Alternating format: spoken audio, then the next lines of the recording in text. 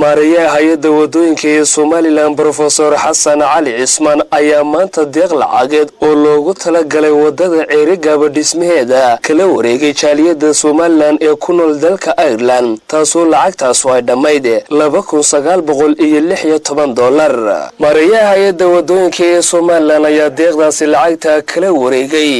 Naasir Ismaaciil Cawood oo jaaliyadda reer Somaliland ee ku dhaqan dalka Ireland ay u soo wakiisheen. waxaa halkan runtii maanta ii ah sharaf weyn in aan kaga gudoomo jaaliyadda reer Somaliland ee degan wadanka Ireland deeq lacageed oo ku socota mashruuca ugu weyn mashaariicda dalka ka socoto ah mashruuca wadada Ceerigaabo Burco Ceerigaabo deeqdaas oo loo soo wakiishay walaalkeen Naasir Ismaaciil Cawood oo jaaliyadda ka socda oo runtii imika agteeda fadhiya oo cadadkeeduna uu dhan yahay $2916.20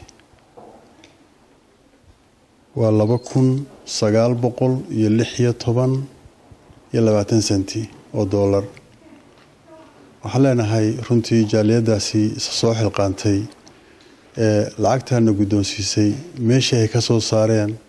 ilaahay ha ugu bedelo khayr badan ruucaasi si aan ugu bayaamiyo runtii jaaliyadaheena dabadda ku nool iyo kuwa gudahaba mashruuca hadda waxaa gabagaba ku dhow 30 kilomitir oo in daamurkii la saaro uun ay u hadhay bes isagana aan rajeynayno toddobaadka dambe wixii ka dambeeya toddobaadka iyo wixii ka dambeeyana hawshiisu bilaamayso. Naasir Ismaaciil Cawood oo ku hadlay jaaliyadda reer Somaliland ee dalka Ireland iyagu deeqdaasi lacagta kaga qayb qaadanayaan wadada Ceerigaaba ayaa mar uu ka hadlay arrimahaasi waxa uu yiri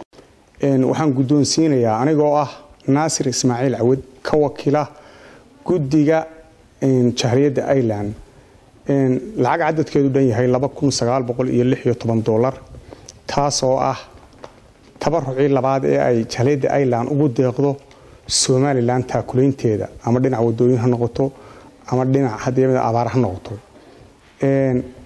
tii ugu dambeysana ma ahay way socotaa insha Allah bidnillaahi taala